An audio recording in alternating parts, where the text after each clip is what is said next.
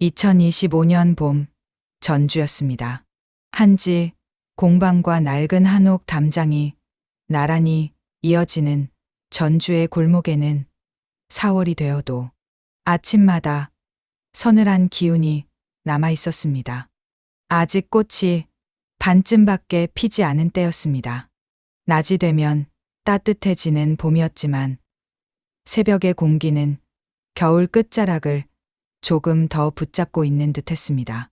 골목 안쪽 가로등 하나가 희뿌연 불빛을 내뿜고 있었고 그 빛 주위로 먼지인지 새벽 안개인지 모를 것들이 조용히 떠돌고 있었습니다. 그날 새벽 윤지안이 눈을 뜬 건 알람이 울리기도 전이었습니다. 오전 4시 55분 31살 취업 준비 3년째 밤이 깊어질수록 잠이 얕아지는 것은 어느새 몸에 밴 습관이 되어 있었습니다. 천장을 바라보며 한동안 가만히 누워 있었습니다. 탈락 통보를 받던 날에도 이경숙이 쓰러졌다는 연락을 받던 날에도 그렇게 천장을 바라봤습니다. 그러다 보면 시간이 흘렀고 무언가가 정리됐습니다. 지금 무슨 생각을 해야 하는지는 몰랐습니다. 그냥 오늘이 왔다는 것만 느꼈습니다. 이불을 걷어내고 천천히 일어나 앉았습니다. 창 하나짜리 원룸은 아직 어둑했습니다. 바닥에 놓인 전기장판이 은근한 온기를 내뿜고 있었고 책상 위에는 간밤에 써둔 메모지 여러 장이 펼쳐진 채 남아 있었습니다. 면접 예상 질문과 답변을 정리한 것들이었습니다. 이미 외운 내용이었지만 쓰고 지우고를 반복한 흔적이 여기저기 남아있는 종이들이었습니다. 가방을 챙기다 잠깐 멈췄습니다. 3년 전 첫 면접을 준비하던 때와 지금 쓴 글씨가 달랐습니다. 힘이 없어 흘리던 필기체가 이제는 또박또박 굵어져 있었습니다. 윤지아는 메모지를 가지런히 접어 가방에 넣었습니다. 오늘이었습니다. 청솔복지재단 전주지부 지역사회지원팀 채용 면접. 지난 3년 동안 윤지아는 공공기관 2곳과 사회복지기관 2곳, 총 4번 최종 면접까지 올라갔습니다. 그리고 4번 모두 탈락했습니다. 준비가 부족하다고 생각하지 않았습니다. 각 면접이 끝난 다음 날이면 무엇이 아쉬웠는지 노트에 적었고 고쳐야 할 부분을 다음 준비에 반영했습니다. 3년 동안 그 노트가 3권이 됐습니다. 그 사이 카페 아르바이트와 편의점, 야간 아르바이트를 병행했습니다. 채용 마감 공고를 자정이 넘도록 뒤지고 자기소개서를 다듬고 이경숙의 병문안을 마치고 집에 돌아오면 새벽 1시가 넘는 날도 적지 않았습니다. 몸이 고단한 날은 많았지만 멈추지 않았습니다. 오늘이 5번째였습니다. 횟수를 더 이상 세지 않기로 다짐했는데도 눈을 뜨는 순간 머릿속에 숫자가 먼저 떠올랐습니다. 복지 분야에서 일하고 싶다는 생각은 이경숙 곁에서 보아온 세월 때문이기도 했습니다. 홀로 딸을 키우며 주방 일을 이어온 이경숙 옆에서 자라면서 윤지아는 혼자 많은 것을 감당하며 사는 사람이 얼마나 많은지 일찍부터 알았습니다. 그 사람들 곁에 있어주는 일을 하고 싶었습니다. 청솔복지재단을 처음 알게 된 건 1년 전이었습니다. 전주 지역 어르신 돌봄 사업과 전통시장 소상공인 지원 프로그램을 함께 운영하는 민간 재단이었습니다. 사업 보고서를 처음 읽었을 때 윤지아는 한참 자리에 앉아 있었습니다. 복지 분야에서 일하고 싶다는 마음은 오래전부터 있었지만 어디서 어떤 방식으로 해야 하는지는 늘 막연했습니다. 보고서 뒷부분에는 직원이 쓴 활동 일지가 실려 있었습니다. 홀로 사는 어르신에게 일주일에 2번씩 전화해 안부를 확인하고 필요한 것을 메모해 두었다가 다음 방문 때 챙겨간다는 내용이었습니다. 특히 전통시장 어르신들을 대상으로 한 돌봄 프로그램에 눈이 멈췄습니다. 이른 아침부터 무거운 짐을 끌고 시장을 나오는 어르신들의 이야기를 읽으면서 이경숙의 모습이 겹쳐 보였습니다. 그 어르신들도 누군가의 어머니일 것이었습니다. 지원서를 쓸 때 손이 평소보다 덜 떨렸습니다. 하고 싶은 말이 이미 안에 있었기 때문이었습니다. 세면을 마치고 옷장을 열었습니다. 안쪽에 비닐 커버를 씌워 걸어둔 회색 정장이 보였습니다. 취업 준비를 시작하던 첫 해에 이경숙이 사준 옷이었습니다. 오래 모아온 돈을 꺼내 사주면서 이경숙은 이 옷 한 벌이면 충분하다고 웃었습니다. 당시 윤지아는 그 웃음 뒤에 얼마나 많은 것이 담겨 있는지 다 헤아리지 못했습니다. 몇 번 수선집에 맡긴 흔적이 있었지만 정장은 여전히 반듯한 모양을 유지하고 있었습니다. 윤지아는 비닐을 조심스럽게 벗겨내고 옷을 꺼내 입었습니다. 거울 앞에 섰습니다. 어깨가 곧게 펴지는 것을 느꼈습니다. 그와 동시에 가슴 어딘가가 조여드는 것도 함께 느껴졌습니다. 두 가지가 한꺼번에 오는 날이었습니다. 간단히 아침을 챙겨 먹고 현관으로 나왔습니다.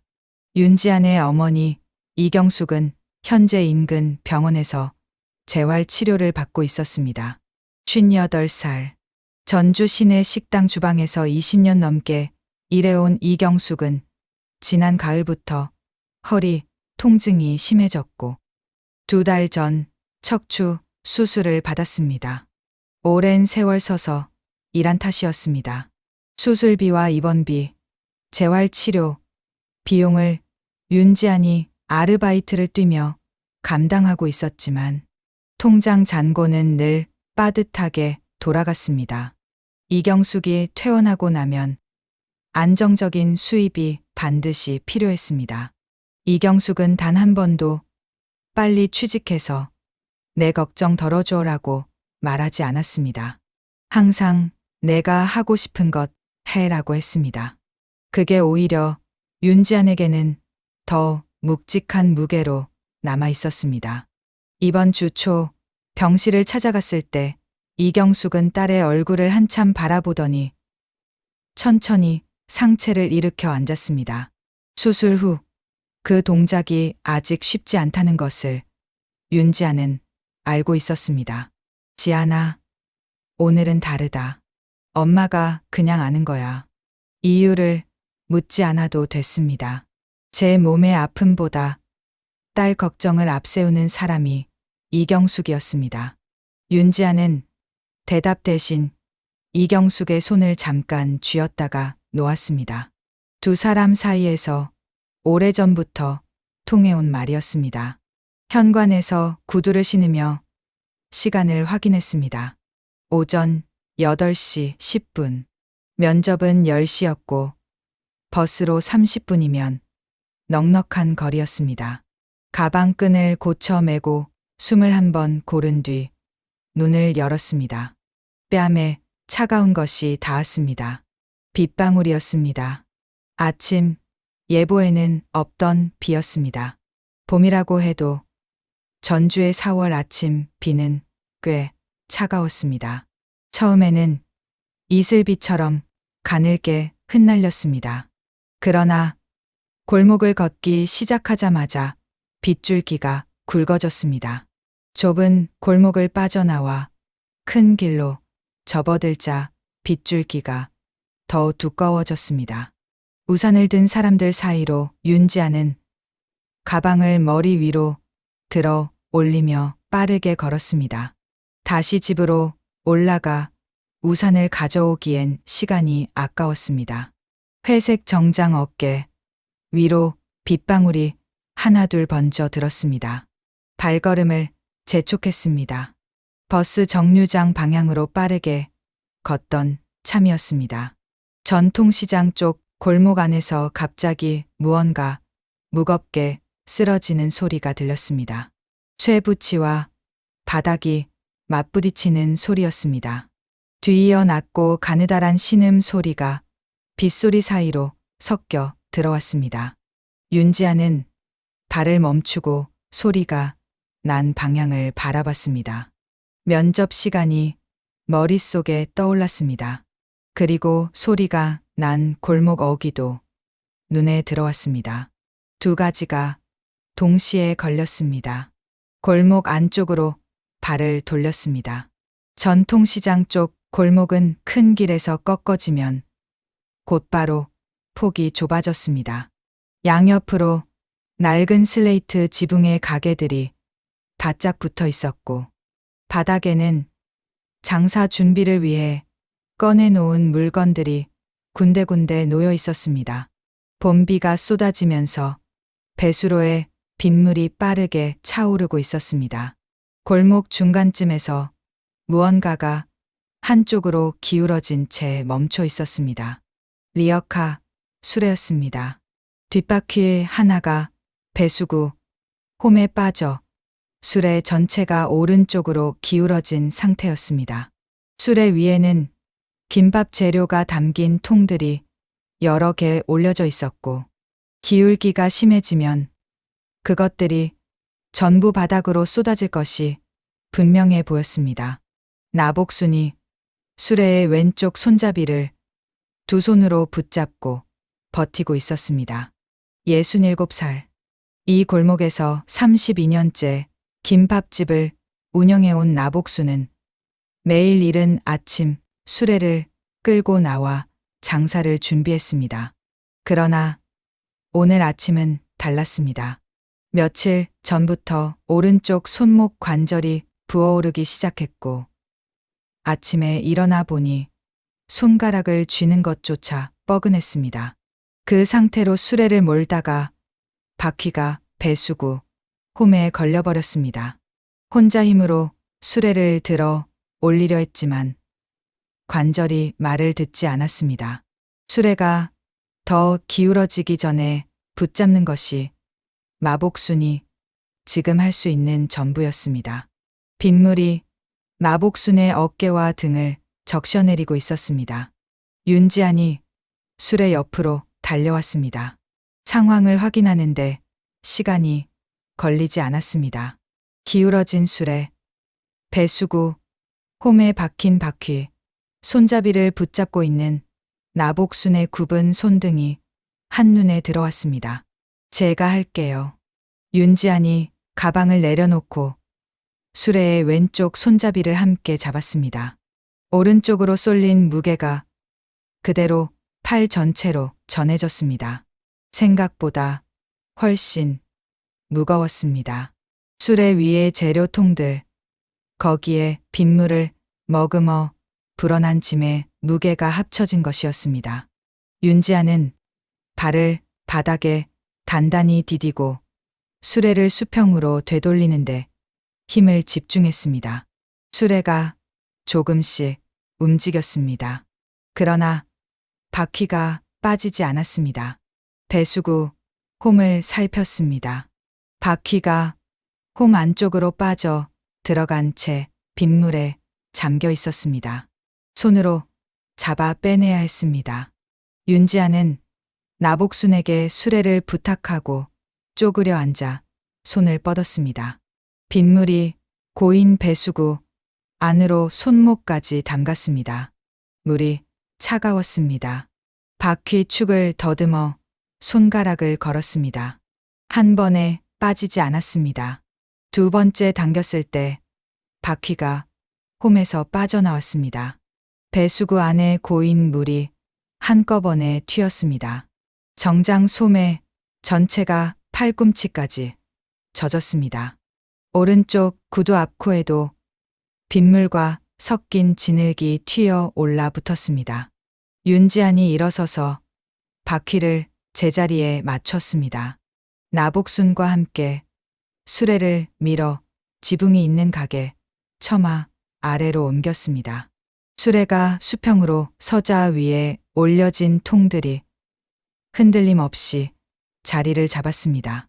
두 사람이 잠시 숨을 고르며 서 있었습니다. 빗소리가 처마를 두드렸습니다. 나복순이 윤지안의 소매를 바라봤습니다. 그리고 구두를 바라봤습니다. 아무 말도 나오지 않는 표정이었습니다. 사과를 하려는 것인지, 감사를 하려는 것인지, 아니면 두 가지가 한꺼번에 막혀 있는 것인지 구분이 되지 않는 얼굴이었습니다. 다치신 데는 없으세요? 윤지안이 먼저 물었습니다. 나복순의 오른손을 잠깐 확인했습니다. 손등이 부어 있었습니다. 이 아가씨, 이 차림에 어딜 가는 길이야? 면접이라도 보는 거야? 나복순이 윤지안의 정장을 위아래로 보며 물었습니다. 목소리가 떨렸습니다. 청솔복지재단 면접이요. 10시에 나복순의 얼굴에 당혹감이 퍼졌습니다. 배수구 물에 젖은 정장 소매, 흙탕물이 튄 구두, 자신이 붙잡고 있던 수레 때문에 이 아가씨 면접 가는 길에 이런 일이 생긴 것이었습니다. 아이고, 어쩌나. 내가 미안해서 어떡해. 나복순이 두 손을 맞잡으며 말했습니다. 윤지안이 소매를 내려다봤습니다. 손목 부분이 흥건했습니다.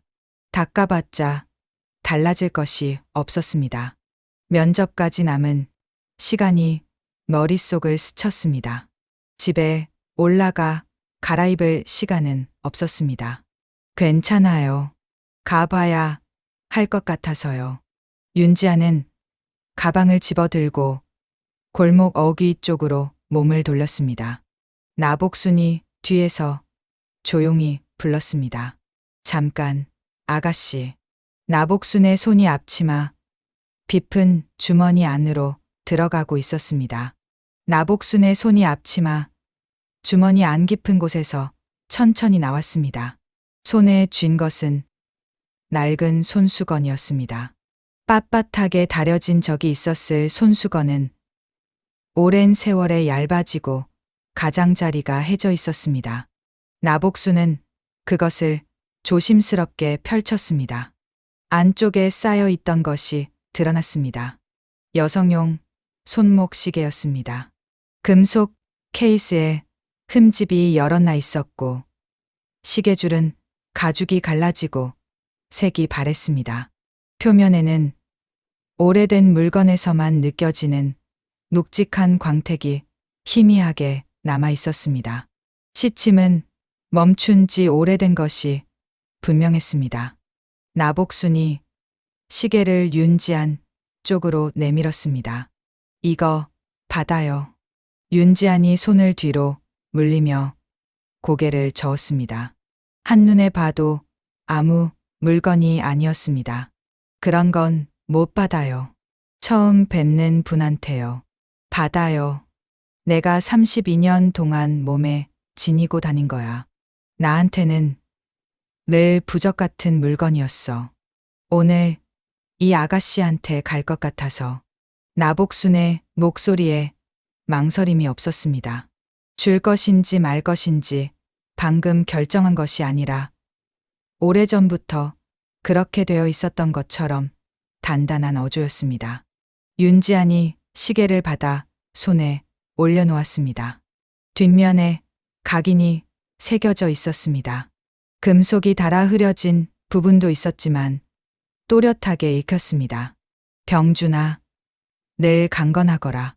1985년 5월 8일 어미가. 윤지아는 글자를 한 번 더 눈으로 짚었습니다. 누군가의 어머니가 아들에게 준 물건이었습니다. 어떤 사연인지는 알 수 없었지만 이것이 32년 동안 나복순의 몸 가까이 있었다는 것만으로도 함부로 쥘 수 없는 무게가 느껴졌습니다. 주인이 있는 물건 아니에요? 있지. 그래서 내가 그동안 버리지 못한 거야. 언젠가 찾으러 오실 거라고 생각했어. 근데 오늘 보니까 이 시계가 먼저 나가야 할 것 같아. 나복순이 직접 시계를 가져가 윤지안의 왼쪽 손목에 채웠습니다. 줄이 헐거웠습니다. 나복순이 익숙한 손놀림으로 줄에 구멍을 한 칸 당겨 조였습니다. 시계가 손목 위에 안착했습니다. 멈춰 있는 바늘, 흠집난 케이스. 그러나 손목에 닿는 금속의 감촉은 생각보다 따뜻했습니다. 체온이 금방 전해지는 것이었습니다. 고맙습니다. 말이 나오기까지 잠깐의 침묵이 있었습니다. 윤지아는 다른 말을 더 얹지 않았습니다. 나복수는 골목 맞은편 가게 쪽으로 몸을 돌려 같은 시장 상인에게 수레를 잠깐 봐달라고 부탁했습니다. 상인은 고개를 끄덕이며 수레 쪽으로 걸어왔습니다. 나복순이 다시 윤지안을 바라봤습니다. 어서 가요. 늦겠다. 윤지안이 가방을 고쳐 맸습니다. 골목 어귀 쪽으로 뛰기 시작했습니다. 뒤에서 나복순이 낮고 짧게 말하는 것이 들렸습니다. 잘 다녀와요. 빗속을 뛰었습니다. 정장 어깨가 완전히 젖어들었습니다. 버스 정류장까지 골목 2개를 지나 큰 길로 나왔습니다. 마침 정류장에 버스가 서 있었습니다. 문이 닫히기 직전 뛰어올랐습니다. 거친 숨을 고르며 빈자리에 앉았습니다. 창문으로 빗줄기가 흘러내리는 것을 바라봤습니다. 왼쪽 손목을 내려다봤습니다. 시계가 그 자리에 있었습니다. 바늘은 여전히 멈춰 있었습니다. 무슨 시각에 멈춘 것인지는 알 수 없었습니다. 32년이라는 시간이 이 작은 물건 안에 담겨 있다는 것이 실감나지 않았습니다. 병준아, 늘 강건하거라. 1985년 5월 8일. 각인을 새긴 어머니는 지금 살아 계실까? 이것을 받은 아들은 지금 어디에 있을까? 나복수는 왜 이것을 32년 동안 품고 다닌 걸까? 윤지아는 묻지 않은 것들이 머릿속에 남아있다는 것을 느꼈습니다. 그러나 지금은 그것을 생각할 자리가 아니었습니다. 버스가 정류장에 멈출 때마다 윤지아는 시각을 확인했습니다. 9시 51분. 재단 건물 입구에서 내려 짧게 숨을 들이마셨습니다. 거울이 없었습니다. 휴대폰 카메라로 자신의 모습을 확인했습니다. 젖은 어깨, 소매 아랫부분의 얼룩, 구두 앞 코에 남은 진흙 자국. 손수건으로 구두를 닦았습니다. 깨끗해지지 않았습니다. 소매를 손으로 눌렀습니다. 마르지 않았습니다. 할 수 있는 것이 없었습니다. 윤지아는 휴대폰을 가방에 넣었습니다. 건물 입구를 바라봤습니다. 유리 너머로 대기실이 보였습니다. 반듯한 정장 차림의 지원자들이 앉아 있었습니다. 한 명이 입구 쪽을 바라보다가 윤지안과 눈이 마주쳤습니다. 시선을 거두는 속도가 빨랐습니다. 윤지안은 왼쪽 손목을 손바닥으로 감쌌습니다. 멈춰 있는 시계가 손 안에 잡혔습니다. 온기가 느껴졌습니다. 문을 열고 들어갔습니다. 대기실은 조용했습니다. 긴 의자 양쪽으로 지원자들이 간격을 두고 앉아 있었습니다. 대부분 단정하게 다려진 정장 차림이었습니다. 서류를 무릎 위에 올려놓고 눈을 내리깔고 있거나 메모한 내용을 입술 안에서 조용히 되새기고 있었습니다. 윤지안이 문을 열고 들어서자 2~3명의 시선이 일제히 올라왔습니다.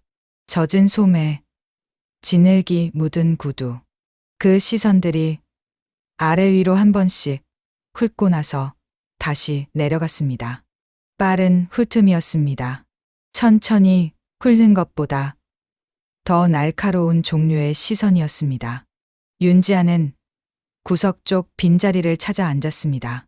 가방을 무릎 위에 올려놓고 등을 의자 등받이에 붙였습니다.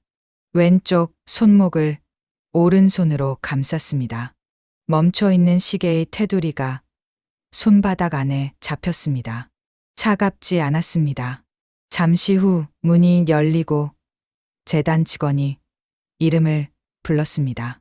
윤지안이 자리에서 일어나 가방을 들었습니다. 면접실 문을 두드리고 들어섰습니다. 직사각형 테이블 너머로 면접관 4명이 나란히 앉아 있었습니다. 테이블 오른쪽 끝에 1명이 더 있었습니다. 테이블에서 살짝 비껴 앉은 자리였습니다. 은발이 섞인 짧은 머리, 70대로 보이는 노신사였습니다. 명패가 없었습니다. 면접관들과 동석해 있었지만 서류를 들고 있지 않았고 첫 시선부터 윤지안을 향해 정면으로 앉아 있었습니다. 안녕하십니까. 지역사회지원팀에 지원한 윤지안입니다. 윤지안이 허리를 숙여 인사했습니다. 가운데 앉은 인사팀장 박선미가 서류를 내려보며 입을 열었습니다. 10분 늦으셨고 복장은 어떻게 된 겁니까? 목소리에 감정이 없었습니다. 질문이라기보다 확인에 가까운 어조였습니다. 나머지 면접관 2명이 윤지안의 소매 쪽을 잠깐 봤습니다. 오른쪽 끝에 노신사는 시선을 움직이지 않았습니다. 지각은 제 불찰입니다. 오는 길에 사정이 있었습니다. 변명을 늘어놓지 않았습니다. 추가 설명을 요구하면 하겠다는 자세로 박선미를 바라봤습니다. 박선미는 잠시 윤지안을 보다가 서류로 시선을 내렸습니다. 시작하겠습니다. 질문이 이어졌습니다. 전주 지역 노인 돌봄 서비스의 공백이 어디에 있다고 생각하는지, 재단의 전통시장 상인 지원 프로그램에서 가장 중요한 것은 무엇인지. 윤지안은 수치를 들었습니다. 전주 완산구와 덕진구의 65세 이상 1인 가구 비율, 전통시장 상인 중 70세 이상 비중, 돌봄 서비스 접근성이 낮은 이유, 아르바이트를 병행하며 준비하는 틈틈이 있고 정리한 것들이었습니다. 면접관 1명이 펜을 들었습니다. 복지 분야에서 일하려는 이유가 뭡니까? 박선미가 물었습니다. 예상한 질문이었지만 윤지안은 준비해둔 문장 대신 잠깐 멈췄습니다. 어머니가 혼자 오래 아프셨습니다. 그 곁에 있으면서 든든한 사람 하나 없다는 게 얼마나 무서운 건지 알게 됐습니다. 그 무서움을 조금이라도 덜어주는 일을 하고 싶었습니다.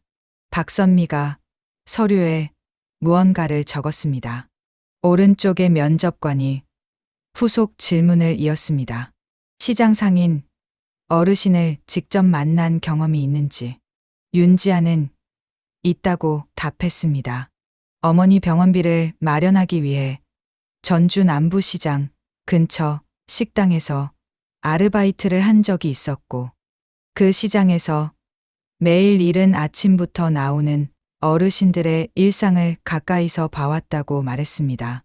거기서 이야기를 나눈 분들이 결국 재단이 돕고자 하는 분들과 다르지 않다는 것을 알았다고 했습니다. 면접실 안의 온도가 처음보다는 조금 달라진 것 같았습니다. 박선미의 어조가 완전히 풀린 것은 아니었지만 질문이 나오는 간격이 조금씩 좁아지고 있었습니다. 마지막 질문이 끝나고 박선미가 말했습니다. 수고하셨습니다. 윤지안이 자리에서 일어나 테이블 쪽을 향해 허리를 숙였습니다. 고개를 드는 순간이었습니다. 테이블 오른쪽 끝에 노신사가 몸을 앞으로 기울이고 있었습니다. 윤지안이 인사를 하며 몸을 숙였을 때 소매가 걷히면서 왼쪽 손목의 시계가 드러났습니다. 노신사의 시선이 그 위에 멈췄습니다. 면접 내내 무표정하게 앉아있던 얼굴이 달라져 있었습니다. 눈빛이 좁아졌습니다. 입술이 미세하게 벌어졌습니다. 멈춰있는 시계의 케이스, 달아 흐려진 각인, 무언가를 확인하려는 것처럼 시선이 시계 위에 박혀 있었습니다. 윤지아는 그 시선을 알아채지 못한 채 문 쪽으로 걸었습니다. 면접실 문이 닫혔습니다. 노신사가 천천히 자리에서 일어섰습니다. 복도는 조용했습니다.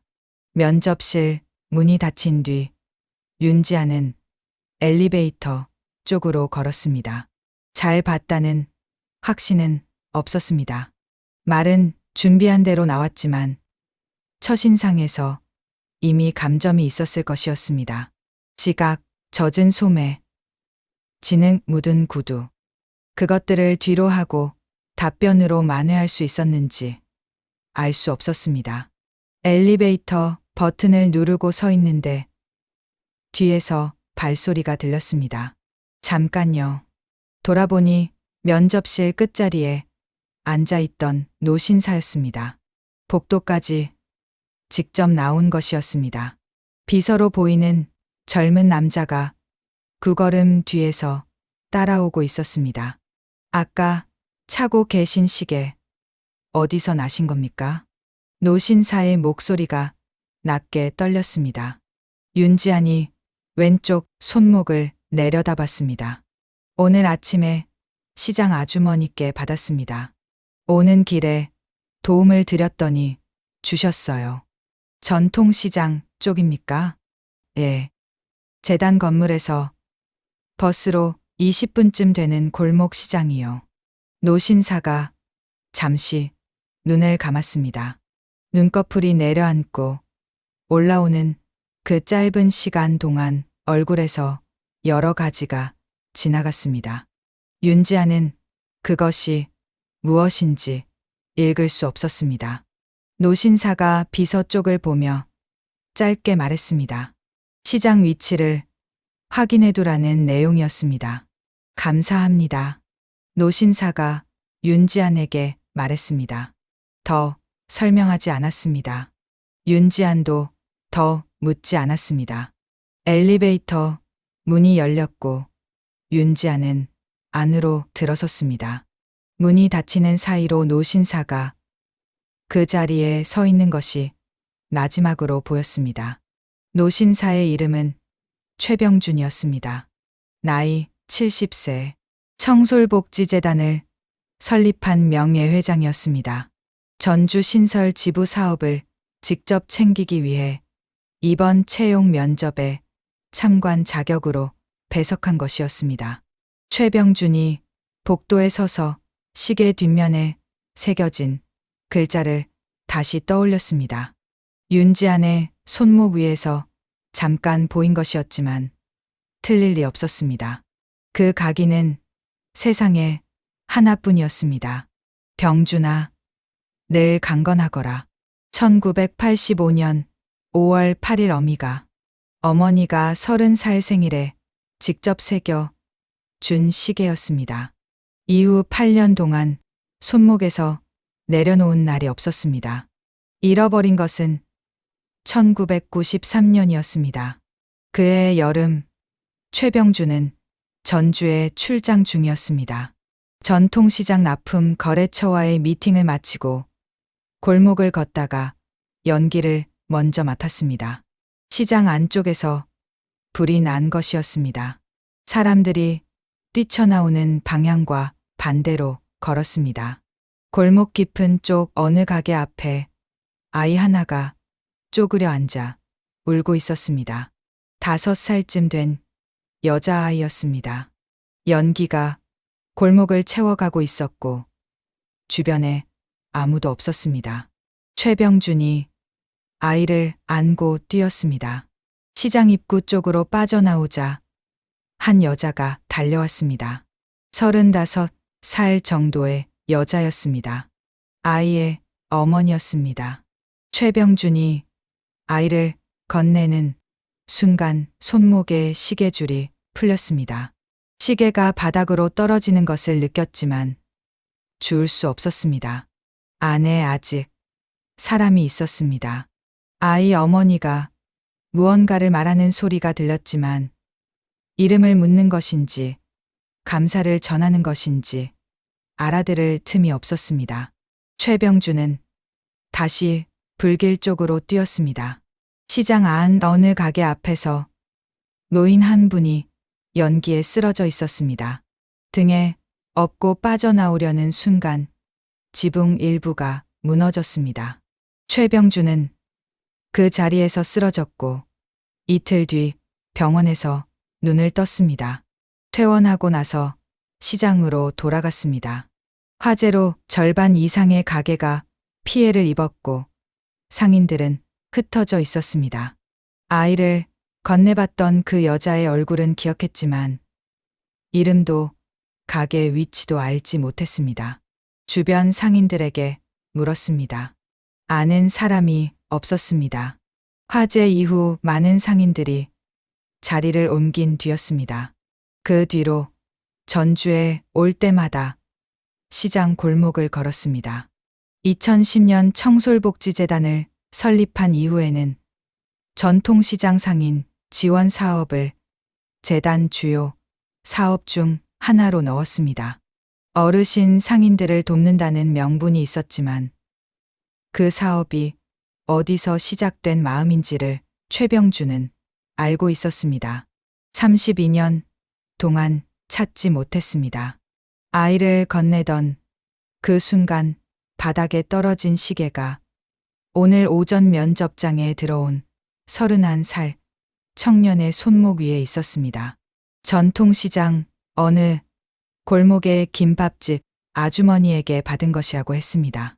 최병준은 비서가 가져온 메모를 확인했습니다. 시장 이름과 골목 위치가 적혀 있었습니다. 최병준이 코트를 집어 들었습니다. 오후의 전주 시내는 봄비가 그친 뒤 특유의 냄새를 풍기고 있었습니다. 젖은 아스팔트 위로 햇살이 조금씩 돌아오고 있었고 처마 끝에서 빗물이 한 방울씩 떨어지고 있었습니다. 최병준은 비서 없이 혼자 택시를 잡았습니다. 조수석 창문 너머로 익숙한 전주 거리가 흘러갔습니다. 이 도시에 올 때마다 시장 골목 어딘가를 걸었습니다. 찾지 못할 것을 알면서도 걷는 것이 습관이 되어 있었습니다. 오늘은 달랐습니다. 택시가 골목 입구 앞에 섰습니다. 최병준이 내렸습니다. 좁은 골목 안쪽으로 오후 장사가 한창이었습니다. 생선 가게 앞에 손님이 몰려 있었고 반찬 가게 아주머니가 진열대를 정리하고 있었습니다. 최병준이 골목 안으로 걸어 들어갔습니다. 코트가 눈에 띄는 자리였지만 신경 쓰지 않았습니다. 채소 가게 앞에 서 있는 상인에게 물었습니다. 이 골목에서 김밥 파는 나복순 씨를 아는지. 상인이 골목 안쪽을 손으로 가리켰습니다. 두 번째 꺾어지는 골목 끝에 있다고 했습니다. 최병준이 걸었습니다. 골목이 좁아지면서 지붕이 가까워졌습니다. 처마 밑으로 각종 반찬통과 소쿠리가 쌓여 있었습니다. 두 번째 모퉁이를 돌자 가게 하나가 보였습니다. 크지 않은 자리였습니다. 접이식 테이블 하나와 낡은 수레, 그 위에 덮인 비닐 덮개. 가게 한쪽에서 60 중반에서 후반쯤 되어 보이는 여자가 저녁 준비를 위해 재료를 정리하고 있었습니다. 허리가 조금 굽어 있었고 손목에 파스를 감은 것이 보였습니다. 최병준이 가게 앞에 멈췄습니다. 나복순이 인기척을 느끼고 고개를 들었습니다. 낯선 노신사였습니다. 이 골목에 어울리지 않는 코트 차림이었습니다. 손님으로 보이지 않았습니다. 여기서 장사 오래 하셨습니까? 최병준이 물었습니다. 목소리가 고르지 않았습니다. 나복순이 고개를 끄덕였습니다. 이 자리에서 32년이 됐다고 짧게 답했습니다. 최병준이 한 걸음 더 다가섰습니다. 1993년 전주 전통시장 화재 때 그 자리에 계셨습니까? 나복순의 손이 멈췄습니다. 들고 있던 통을 천천히 내려놓았습니다. 몸이 돌아섰습니다. 최병준과 눈이 마주쳤습니다. 70세의 얼굴이었습니다. 머리카락이 휘어졌고 이마에 주름이 깊게 패여 있었습니다. 그러나 눈빛이 걸렸습니다. 32년 전 불길 속에서 아이를 안고 뛰어나오던 그 사람의 눈빛과 겹쳐지는 무언가가 있었습니다. 나복순은 그날을 한 번도 잊은 적이 없었습니다. 아이를 건네봤던 순간 다시 불 속으로 뛰어들던 등, 그리고 바닥에 떨어진 시계. 당신이 우리 은희를 구해주신 분이십니까? 목소리가 가늘게 떨렸습니다. 최병준이 천천히 고개를 끄덕였습니다. 나복순의 눈에서 눈물이 쏟아졌습니다. 소리가 없었습니다. 그냥 흘러내렸습니다. 앞치마를 들어 눈가를 눌렀다가 내렸다가 했지만 멈추지 않았습니다. 32년 동안 하지 못한 말이 어디서부터 나와야 할지 몰라 입이 열리지 않았습니다. 최병준도 말이 없었습니다. 눈물이 볼을 타고 내려가는 것을 닦지 않았습니다. 두 사람이 골목 안에서 한동안 서로를 바라봤습니다. 오후 햇살이 처마 아래로 비스듬히 들어오고 있었습니다. 잠시 후 나복순이 먼저 가게 안쪽 의자를 손으로 가리켰습니다. 두 사람이 마주 앉았습니다. 나복순이 작은 전기포트에 물을 올렸습니다. 손이 여전히 떨렸습니다. 최병준이 말문을 열었습니다. 그날 병원에서 깨어나 시장으로 돌아왔을 때 이미 상인들이 흩어진 뒤였다고 했습니다. 이름도 가게 이름도 몰랐다고 했습니다. 전주에 올 때마다 골목을 걸었지만 찾을 수 없었다고 했습니다. 목소리가 중간에 한 번 끊겼습니다. 나복순이 받아 말했습니다. 화재 이후 가게가 다 탔고 복구되는 동안 잠시 다른 자리에 있다가 지금 자리로 돌아왔다고 했습니다. 그동안 그 사람을 어떻게 찾아야 할지 몰랐다고 했습니다. 이름도 몰랐고 어디서 왔는지도 몰랐다고 했습니다. 그래서 시계를 버리지 못했다고 했습니다. 주인이 있는 물건이니까요. 언젠가 찾으러 오실 것 같았습니다. 나복순이 말했습니다. 차가 다 우러나 있었지만 두 사람 모두 잔을 들지 않았습니다. 최병준이 시계 이야기를 꺼냈습니다. 오늘 오전 면접장에서 한 젊은 지원자의 손목에서 그 시계를 봤다고 했습니다. 전통시장 골목 아주머니에게 받았다고 했다고. 나복순이 고개를 끄덕였습니다. 오늘 아침 수레를 도와준 윤지안에게 줬다고 말했습니다. 면접 가는 길이라고 했다고. 두 사람이 잠시 말없이 앉아 있었습니다. 32년이라는 시간이 오늘 오전 윤지안의 손목을 거쳐 이 골목으로 이어진 것이었습니다. 나복순이 딸 이야기를 꺼냈습니다. 나은이가 지금 37세가 됐다고 했습니다. 간호사 일을 한다고 했습니다.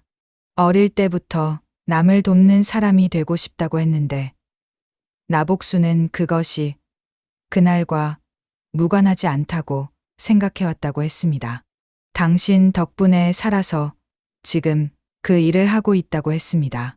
최병준이 눈을 감았습니다. 오래 감고 있었습니다. 골목 밖에서 장사 소리가 들려왔습니다. 흥정하는 목소리, 물건 부딪히는 소리, 일상적인 오후의 소리였습니다. 두 사람이 앉아있는 가게 안은 그 소리들과 조금 떨어진 곳처럼 느껴졌습니다. 잠시 후 골목 어귀 쪽에서 발소리가 들렸습니다. 나복순이 고개를 들었습니다. 윤지안이 장바구니를 들고 골목 안으로 걸어오고 있었습니다. 윤지안이 골목 안으로 걸어오다 멈췄습니다. 나복순의 가게 앞에 낯선 노신사가 앉아 있었습니다.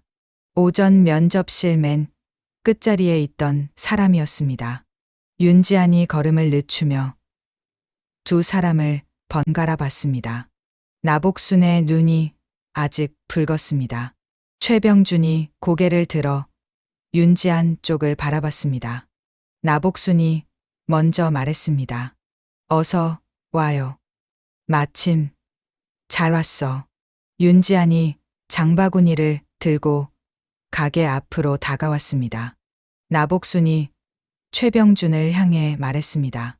오늘 아침 술에 바퀴가 배수구에 빠졌을 때 달려와 도와준 사람이 이 아가씨라고 면접 가는 길이었는데도 그냥 지나치지 않았다고 했습니다. 그리고 시계를 줬다고 했습니다. 최병준이 윤지안의 손목을 봤습니다. 시계가 아직 그 자리에 있었습니다. 윤지안은 두 사람 사이에 무슨 이야기가 오갔는지 아직 몰랐습니다. 나복순의 눈이 붉은 이유도, 최병준이 이 골목까지 직접 온 이유도 알지 못했습니다. 나복순이 윤지안에게 자리를 권했습니다. 윤지안이 장바구니를 내려놓고 앉았습니다. 최병준이 천천히 말했습니다. 오늘 오전 면접실에서 윤지안의 손목에 있는 시계를 봤다고 했습니다. 그 시계가 32년 전 전주 전통시장 화재 현장에서 잃어버린 자신의 것이라고 했습니다. 어머니가 생신 선물로 만들어 준 유품이었다고 했습니다. 나복순이 그날 이후 지금까지 보관해온 것이라고 했습니다. 윤지안이 왼쪽 손목을 내려다봤습니다. 멈춰 있는 바늘, 흠집 난 케이스, 뒷면의 각인. 아침에 나복순이 건네던 손길이 다시 떠올랐습니다. 32년 동안 몸에 지니고 다닌 거라고 했던 말도, 주인이 있는 물건이라고 했던 말도, 그 말들이 지금 이 자리에서 다른 무게로 돌아왔습니다. 나복순이 최병준에게 말했습니다. 1993년 화재 때 아이를 안고 나온 사람을 32년 동안 찾았다고 했습니다. 이름도 몰랐고 어디서 온 사람인지도 몰랐다고 했습니다. 시계를 버리지 못한 건 그 사람이 언젠가 올 것이라는 생각 때문이었다고 했습니다. 그런데 오늘 아침 이 아가씨가 수레를 잡아줬고 그 아가씨가 시계를 들고 면접장에 들어갔고 거기서 당신이 시계를 알아본 것이라고 했습니다.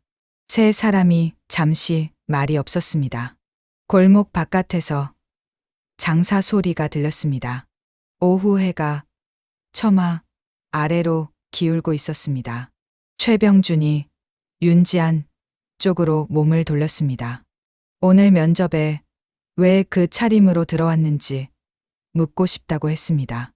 면접장에서는 묻지 않은 것이었습니다. 윤지안이 오전에 있었던 일을 그대로 말했습니다. 술에 바퀴가 배수구에 빠져 있었고 나복순 혼자서는 역부족이었다고 했습니다. 시간이 촉박한 건 알았지만 그냥 지나치지 못했다고 했습니다. 덧붙이지 않았습니다. 나복순이 윤지안의 손을 잡았습니다. 면접은 어떻게 됐어요? 윤지안이 잠깐 나복순을 바라봤습니다. 솔직히 말하면 나복순이 자책할 것이었습니다. 소매가 젖고 구두가 더러워진 채로 들어간 면접이었습니다. 결과가 어떻게 됐는지 아직 통보를 받지 못했지만 윤지안 자신은 거의 짐작하고 있었습니다. 괜찮았어요. 할머니 시계 덕분에 마음은 편했어요. 나복순이 윤지안의 손을 꼭 쥐었습니다. 그것으로 충분하다는 듯이 고개를 끄덕였습니다. 최병준이 입을 열었습니다. 윤지안 씨, 오늘 면접 결과를 내가 직접 확인했습니다. 합격입니다. 윤지안이 최병준을 봤습니다. 최병준이 같은 말을 반복하지 않았습니다. 표정이 흔들리지 않았습니다. 확인된 사실을 전달하는 얼굴이었습니다. 윤지아는 잠시 아무 말도 하지 못했습니다. 아까 나복순에게 한 말이 머릿속에 남아 있었습니다. 괜찮았다고, 시계 덕분이라고 했던 그 말이 지금 이 순간 거짓말이 아닌 것이 됐습니다. 나복순이 두 손을 맞잡으며 웃었습니다. 입가에 주름이 깊게 잡혔습니다. 최병준도 나복순을 바라보며 오래 웃었습니다. 두 사람의 웃음 사이에서 윤지아는 눈시울이 뜨거워지는 것을 느꼈습니다. 참으려 했지만 잘 되지 않았습니다. 해가 더 기울었습니다. 골목 안으로 저녁 준비 냄새가 퍼지기 시작했습니다. 세 사람은 그 자리에 조금 더 앉아 있었습니다. 32년이라는 시간과 오늘 하루가 이 좁은 골목 안에서 겹쳐지고 있었습니다. 나복순이 가게 안으로 들어가 무언가를 가져왔습니다. 딸 나은이에게 연락을 해야겠다고 혼잣말처럼 말했습니다. 37세가 된 나은이는 지금 전주 시내 병원에서 간호사로 일하고 있었습니다. 자신을 구해준 사람이 있다는 이야기를 들으며 자란 아이였습니다. 그 사람이 지금 이 자리에 와 있었습니다. 최병준이 나복순에게 말했습니다. 시계를 돌려드려야 한다고 했습니다. 32년을 지켜준 사람이 가져야 한다고 했습니다. 나복순이 손을 저었습니다. 이 시계는 사람을 잇는 물건이라고 했습니다. 그 이야기는 세 사람이 다시 만나는 날 하기로 했습니다. 봄날 오후가 저물고 있었습니다. 세 사람은 자리에서 일어나지 않았습니다. 2026년 봄이 전주에 돌아왔습니다. 청솔복지재단 전주지부에 윤지안이 출근하기 시작한 지 1년이 됐습니다. 처음 몇 달은 업무 파악에 매달렸습니다. 담당 지역 어르신들의 이름과 주소를 외우고 시장 골목을 돌며 얼굴을 익혔습니다. 전통시장 상인 어르신 돌봄 방문 프로그램은 윤지안이 직접 기획안을 올려 승인받은 사업이었습니다. 홀로 이른 새벽부터 장사를 나오는 어르신들에게 일주일에 2번 안부를 확인하고 필요한 것을 메모해 두었다가 다음 방문 때 챙기는 방식이었습니다. 첫 달에 등록한 어르신이 12명이었습니다. 이듬해 봄에는 47명이 됐습니다. 나복순의 가게에도 변화가 생겼습니다. 딸 나은이가 이전보다 자주 들르기 시작했습니다. 병원 야간 근무가 없는 날이면 장 보는 길에 들러 재료를 다듬어 주고 갔습니다. 나복순의 오른쪽 손목 관절은 겨울을 지나면서 더 나빠졌습니다. 나은이가 직접 알아보고 전동 수레를 마련했습니다. 무거운 짐을 밀고 끄는 것이 훨씬 수월해졌습니다. 나복순은 처음에 쓸데없는데 돈을 쓴다고 나은이를 나무랐지만 다음 날부터 전동 수레를 쓰면서 아무 말도 하지 않았습니다. 최병준은 전주에 올 때마다 나복순의 가게에 들렀습니다. 서울 본사 일정이 허락하지 않을 때는 비서 편에 과일이나 반찬을 보냈습니다. 나복순은 받을 때마다 너무 많이 한다고 했습니다. 최병준은 들은 척하지 않았습니다. 4월의 어느 오후였습니다. 나복순의 가게 안쪽에 접이식 테이블 2개를 붙여놓고 4사람이 둘러앉았습니다. 나복순, 최병준, 윤지안, 그리고 나은이였습니다. 나은이는 38세가 된 지금도 1993년의 기억이 없었습니다. 5살에 겪은 일이었습니다. 다만 어릴 때부터 나복순에게 그 이야기를 들어왔습니다. 불길 속에서 자신을 안고 나온 사람이 있다고, 그 사람이 다시 불 속으로 들어갔다고, 바닥에 시계를 남기고 갔다고. 나은이는 그 이야기를 들을 때마다 그 사람이 어떤 사람인지 생각했다고 했습니다.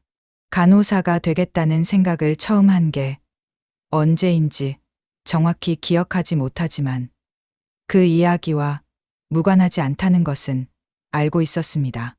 나은이가 최병준 앞에서 허리를 숙였습니다. 제가 그날을 기억하지 못하는 게 오히려 죄송합니다.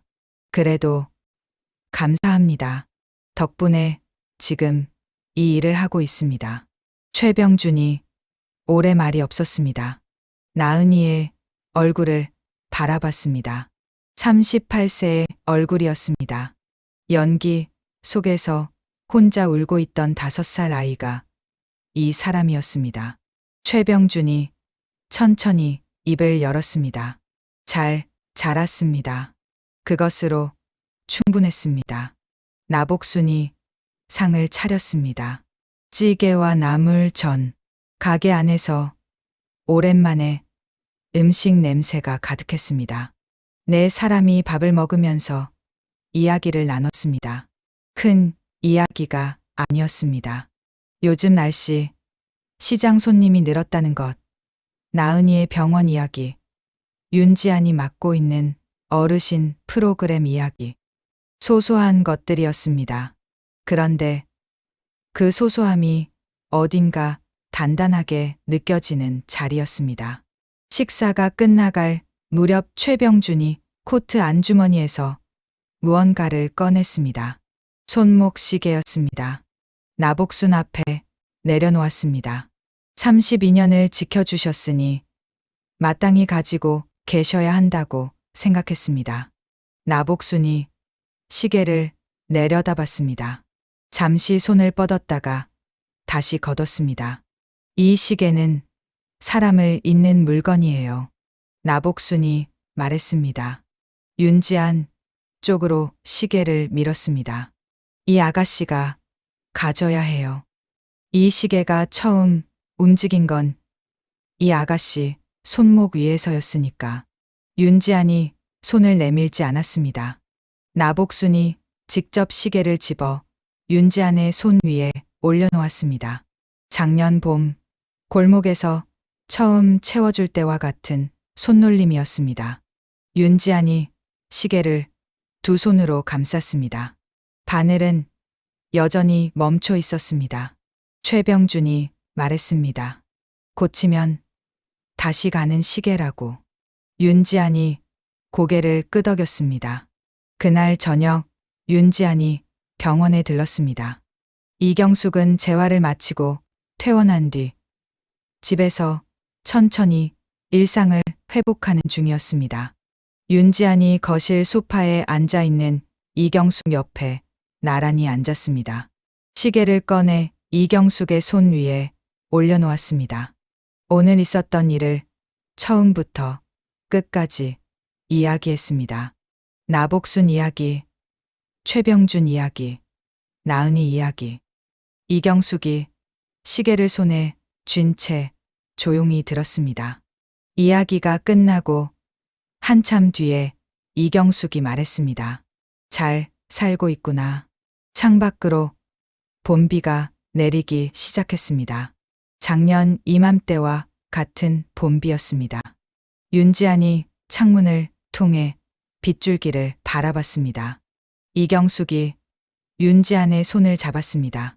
두 사람이 말없이 앉아 빗소리를 들었습니다. 멈춰있던 시계는 다음 날 시계방에 맡겨질 것이었습니다. 바늘이 다시 움직이기 시작할 것이었습니다.